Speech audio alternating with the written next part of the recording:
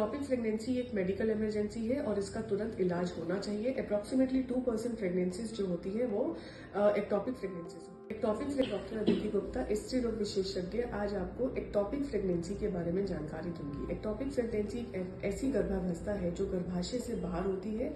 ऐसा तब होता है जब निषेचित अंडाणु अपनी नॉर्मल जगह से हटकर ऐसी जगह पर प्रत्यारोपित या इम्प्लांट होता है जो उसके विकास को सहारा नहीं दे सकती। प्रेगनेंसी मोस्ट कॉमनली ट्यूब्स के अंदर, ओवरीज के अंदर, यूट्राइन लिगामेंट्स के अंदर या सर्विक्स या विजाइना में पाई जाती है। एक्टॉपिक प्रेगनेंसी जारी नहीं रह सकती क्योंकि कुदरत के हिसाब से गर्भावस्था जो है वो गर्भाशय में ही ठहर सकती है। एक्टॉपिक प्रेगनेंसी जानलेवा भी हो सकती है यदि फैलोपियन ट्यूब फट जाए। ऐसे में गंभीर रक्तस्राव, संक्रमण और कभी कभी मृत्यु भी हो सकती है। एक्टॉपिक प्रेगनेंसी एक मेडिकल इमरजेंसी है और इसका तुरंत इलाज होना चाहिए। अप्रोक्सीमेटली 2% प्रेगनेंसीज जो होती है वो एक्टॉपिक प्रेगनेंसीज होती है। एक्टॉपिक प्रेगनेंसी गर्भधारण के 4 से 6 सप्ताह के बीच में पहचानी जाती है। इसके सबसे इम्पोर्टेंट लक्षण है रोनी से रक्तस्राव, पेट के निचले हिस्से में, कमर के निचले हिस्से में दर्द होना, मरीज को चक्कर आना, कमजोरी महसूस करना और यदि ट्यूब फट जाए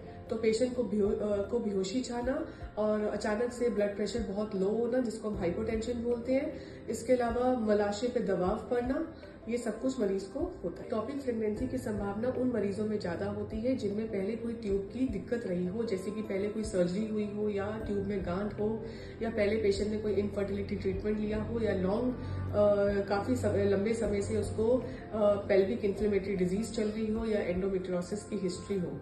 एक्टॉपिक प्रेगनेंसी का पता हमें प्रसव पूर्व जांच, रक्त परीक्षण, मूत्र परीक्षण और अल्ट्रासाउंड से हम करते हैं। एक्टॉपिक प्रेगनेंसी का इलाज हम मेडिकल मैनेजमेंट यानी दवा से भी कर सकते हैं और सर्जरी से भी कर सकते हैं और ये निर्भर करता है कि पेशेंट की ओवरऑल हेल्थ कंडीशन क्या है, उसकी स्टेज ऑफ प्रेगनेंसी क्या है और उसका HCG लेवल्स क्या है।